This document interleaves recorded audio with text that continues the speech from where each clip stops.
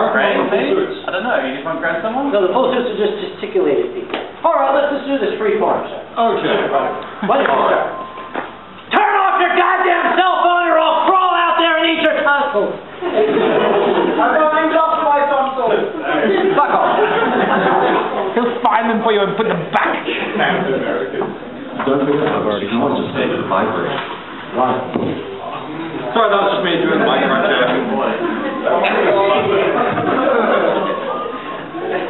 Hey.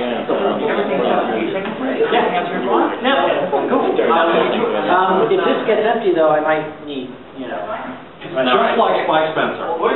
He is actually. Yes, he is. Including that. Simba Scott, 2009. Thank you. Well, yeah, there's... Oh, no, it's not the shade. It's Spike Spencer. Spike red wine. Spike drank anything that had an alcohol content over 2. Over 2. Okay, well, thank you everybody for coming. Things are a little different from how everyone on this panel were. We were actually I was expecting a formalized debate, as was Mel, because I told her to expect a formalized debate. I'm not sure what everybody's favorite uncle was expecting. What did Kyle actually tell you? He told me I was going to get up here, get pissed out of my skull, and just argue with you. Okay, so exactly what you came for. Right. I must have been somewhat of a disadvantage. It's 2 o'clock and I haven't had my martini yet. Oh, would you like to sit? Oh, no, it's okay. It's Scott, it needs to be 30% or more for me. Right! Oh, I love Australia. Don't they have the tequila? Damn it, I'll get my food. I don't know. Alright, so, a little bit of an awkward situation for me. Most of the people in this room don't know who I am, which for me at a convention is something of an oddity. My name is Avi. If any of you are familiar with the Australian manga scene, I run Otaku, which is the largest group of manga artists in the country. I run DojiCon.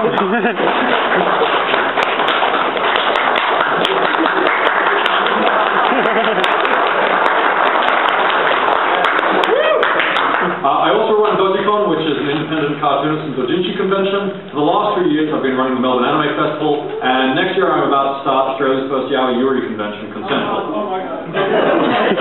How many cons do you run? Well, I was also hoping to start up a comedy gala charity event called Funny as Cancer, but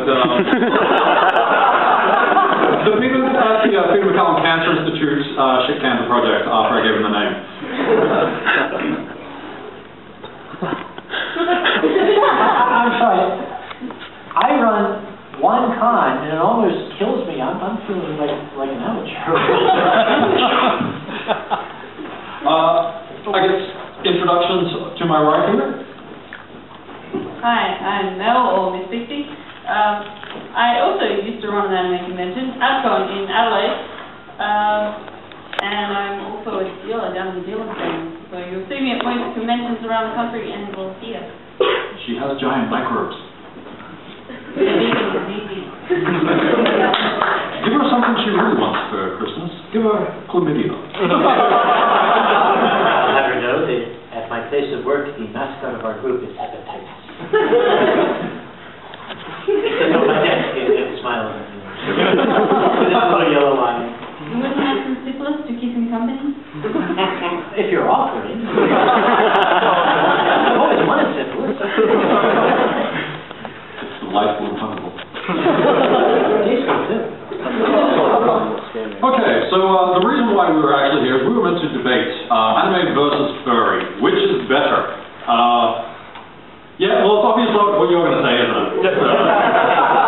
This is not supposed to be a hostile audience here. Yeah. I thought this more as a thoughtful thing. More anime versus furry. Is there a versus at all? Should there be? Is there? That's more what I was thinking about. Well, in my understanding, I was going to say, we've actually been, thanks to Kyle, we've been given some cheat sheets to help us along here. And it's recommended that after the introductions that I give my, I guess, assumption of what furry is, because, ooh, Mr. Anime Man doesn't watch furry. And you were supposed to give your synopsis on anime. So would you like to go first, or shall I? Why don't you go first? Okay. Now, first off, from my perspective, furry is a part of anime culture. mostly because I'm predominantly within the anime culture. Also because, Japanese manga has basically been putting out anthropomorphic people for almost a century now. And my understanding of these things is that there are a lot of people who like to get in touch with their animistic spirits, animals. For those of you that have watched Fight Club, it's usually a penguin that tells you to slide. And then you beat the crap out of yourself after hallucinating a bit. However, I'm also somewhat involved on Melbourne's goth scene, which ends up bleeding into the fetish scene, which ends up bleeding back into the furry scene. So there are a number of people here who I'm sure I would recognize if they took their heads off. However, only once they then reapplied a whole bunch of latex. Getting back, my understanding is that it's just one nice big circular family that's got smaller parts, and insofar as it goes, everyone in this particular family is the black sheep. Or at least dressed like one.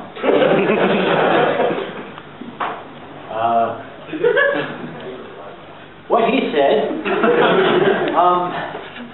I was just going to say anime is, take some animation and it's from Japan and bling, you have anime.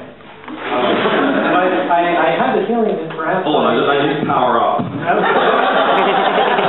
I suspect that perhaps because of my own background, I really got to get one of you. Can I hold this? Yes. Okay, great. You can hug and stroke it. I am. 16-year-old girls like to at various anime conventions. If I had $1 for every 16-year-old girl that put this in her mouth this month, I would have $12. There's only the third.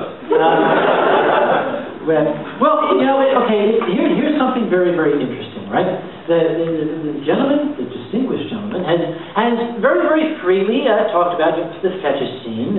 We have hentai, and we have tentacles raping little girls and stuff. She was 18. The furries, at least, okay, now I can only speak for my country. Remember, I'm an American. We tend to be very self-absorbed. But, we are so terrified of these things. We try to hide it. We don't acknowledge it. We keep it hidden off in the corner, and we cover our eyes. And the news media jumps on us, and they say, "You're a bunch of perverts." I'm like, why are you not going after him? I mean, look what you got it right here. How'd you know that?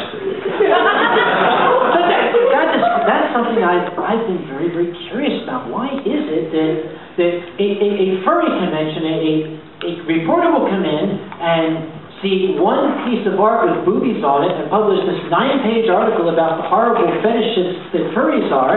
I go to an anime convention, you've got entire programming tracks on tentacle rape. Mel, you ran a convention where cops, you were involved in the running of a convention where cops showed up because of a misunderstanding about the Lolita parade. Yes, apparently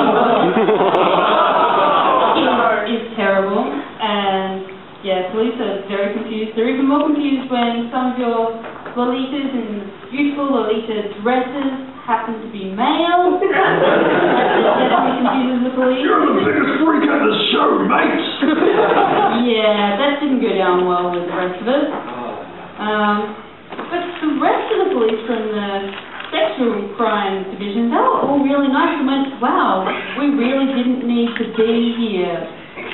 They seem to have keywords, and they go, Lolita, or Yowie, oh no, that's terrible, that's all child porn, and then they jump on you, and you're like, but, excuse me, but here, just a learning. Down here, the police are much more sort of...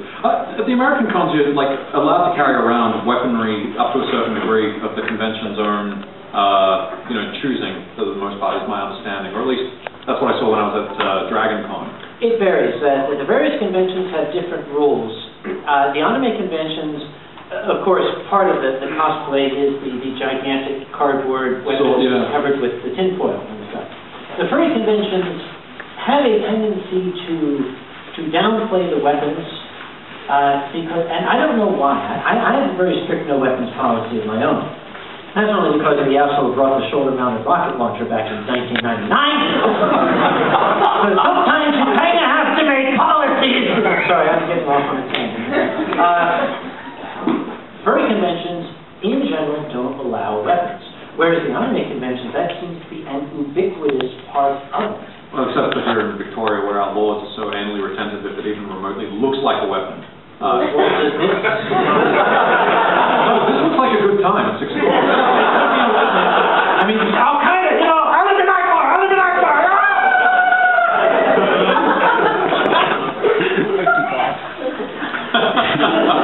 Sorry, what was the question again? Oh, well, I think that sort of brings us along to the, topic number one. Topic number one. I guess it's sort of behaviors that have been listed here, and we've got a couple, which, at anime conventions you have glomps, and here at fur conventions you've got vocalizations and screeching. Now, I need to point out that at fetish clubs you've got both. From an anime perspective, I've got to say glomps, hands up, who here is aware of what a glomp is? Okay. That's good. Now, who here has been on the receiving end of a glomp from a 40-year-old sailor man? This is the horror that happens when you run an anime convention. I'm assuming you've never been similarly abused from a sort of a furry perspective with some sort of bird that you shouldn't have had to put up with. I mean, has anyone inappropriately sniffed your crotch as a greeting? No, but pretty close to it. Or maybe hump your leg. Actually, I did have a fursuiter come up and do that, not to me, but to somebody who was being interviewed on the I wonder why the journalists write these articles. I am fortunate. My convention takes place in Pittsburgh, in Pennsylvania. I have a very, very good relationship with the local press that I have carefully fostered. You should run it in Intercourse, Pennsylvania. I would, but the problem with Intercourse is where it's located.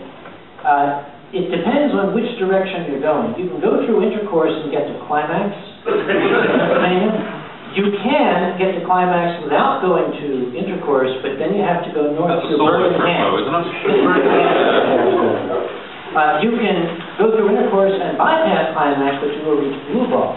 I'm not making this up. Look at the Atlas of Pennsylvania. That's the state I'm from. But this guy came up. The camera's going, and I got the first unit. This guy in a husky suit came up and started, doing the oomph, oomph, oomph, oomph, and one of the fursuiters on the camera. And I got, you must know this one. This one? Did that happen to you? Yes, I usually get that when I find out the ages of the girls that stick the tentacle in their mouth. Because right up to that point, I've been videotaping it, and then I realize I have to burn my memory card so the police never arrest me. I like this guy. Here I thought I had problems. See, what happened was this guy's doing it on camera, and I kind of snuck up behind a fursuiter. I want to be on camera. I'm like, hey, bam! I just cold cocked him, grabbed him, dragged him off camera, threw him at a security guy, and said, get him out of my con. And then when the news came on, I sat there going, and they showed, here comes the husky. And then, while the interview was going on, they cut to a panoramic view of the dealer's room. And then they cut back just in time to see the husky going, whee! So yes, I've had something like that. We have glomps and furry fandom, but they are highly discouraged. Simply because we have a wonderful fursuiter here. If you were to glomp this person from the blind side, we have had spinal injuries, we have had broken legs, we have had hip injuries. Because here's a person suddenly being tackled without being prepared by some 350-pound guy dressed in a sailor suit. He lives in Canberra, by the way. He also lives in Chicago. Sailor Bubba. Oh dear. All right, so I guess moving along to the next point, we've got the linguistic differences. Well, we already had the animal vocalizations, and it says here that the lingo is endless for fursuits, scritch, partial, myrrh, and